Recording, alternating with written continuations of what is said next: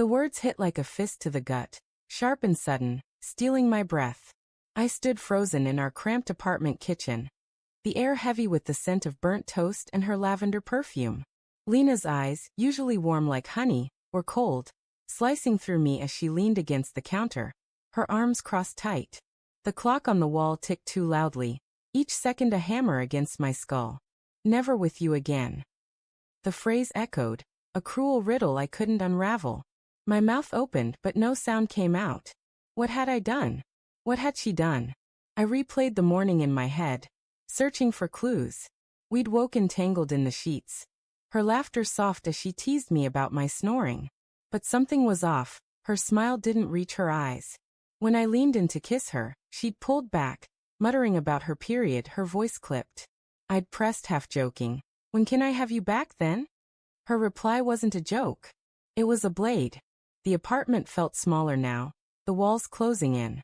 The chipped mug she loved sat on the counter, lipstick smudged on the rim, red, not her usual pink. My stomach twisted. "Lena," I said, my voice barely above a whisper. "What's going on?" She didn't answer, just stared at the floor, her fingers fidgeting with the hem of her sweater. The silence was suffocating, thick with secrets. I thought back to the past few weeks. Small things I'd brushed off. Her phone buzzing late at night, her quick swipes to dismiss notifications, her sudden girls' nights that left her coming home at dawn, her hair smelling faintly of cigarette smoke she didn't touch. I told myself it was nothing. Lena loved me. We'd built 3 years together. Lazy Sundays, whispered promises, her hand in mine during my dad's funeral. But now her words carved out into my bones. "Lena, talk to me," I pleaded, stepping closer. She flinched, and that small movement was a crack in my heart. "Is there someone else?" The question burned my throat, but I had to ask. Her eyes flicked up, wide for a moment before narrowing. "Don't make this about you, Mark," she snapped, her voice sharp but trembling. "It's not always about you." Her deflection was a red flag, waving in the haze of my confusion. I wanted to scream, to shake her, to demand answers, but my legs felt like lead. Instead, I sank into a chair, the wood creaking under my weight. The kitchen light flickered, casting shadows across her face. She looked like a stranger. The day dragged on, each moment a slow drip of dread. Lena left for work, her bag slung over her shoulder, her goodbye curt. I stayed behind, pacing the apartment, my eyes catching on details I'd ignored. A receipt for a bar I didn't know, tucked under a book. A scarf I didn't recognize, draped over the couch, smelling of cedar and musk. My mind spun, weaving excuses. She'd borrowed it, maybe, or bought it secondhand. But the truth gnawed at me, relentless. I opened her laptop, guilt prickling my skin. Her password, our anniversary, unlocked it easily. My heart pounded as I scrolled through her messages. There it was, a thread with Alex. Emojis, late-night texts, a photo of her laughing in a dimly lit booth, his arm around her. My chest tightened, breath shallow. Alex. Her coworker. The one she'd called just a friend, when I'd met him at her office party, his handshake too firm, his smile too knowing. I wanted to believe it was innocent. A misunderstanding. But the messages were intimate, flirty, laced with a familiarity that wasn't mine. "Miss you already," he'd written last night. "Can't wait to see you," she'd replied. My vision blurred, tears mixing with rage. I slammed the laptop shut, the sound echoing like a gunshot. When Lena came home, the air crackled with tension.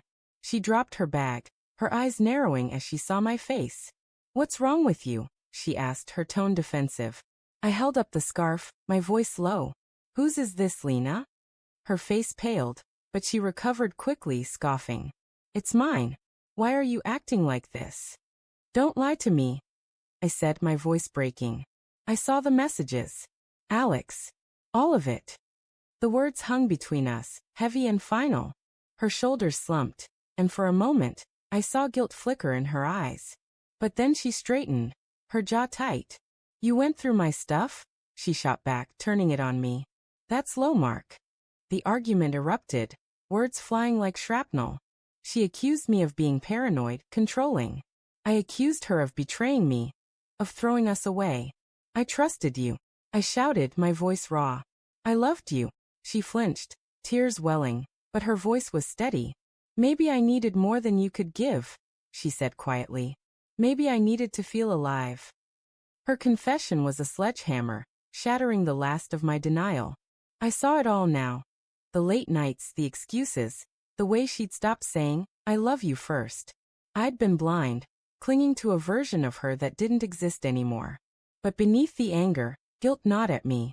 Had I pushed her away? Was I too distant, too caught up in my own world? The questions tore at me, leaving me raw. I sank onto the couch, my head in my hands. Lena stood across the room, her arms wrapped around herself, tears streaking her face. "I didn't mean for it to happen," she whispered. "Alex. He was there when I felt alone. You were always working, Mark. Always somewhere else." Her words stung, but they weren't entirely wrong. I'd been distracted, burying myself in deadlines, assuming she'd always be there. The room was quiet now, the storm spent.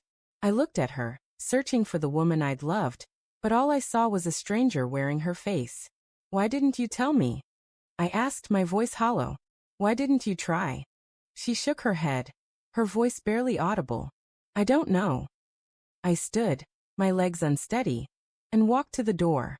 "I need time," I said, grabbing my coat.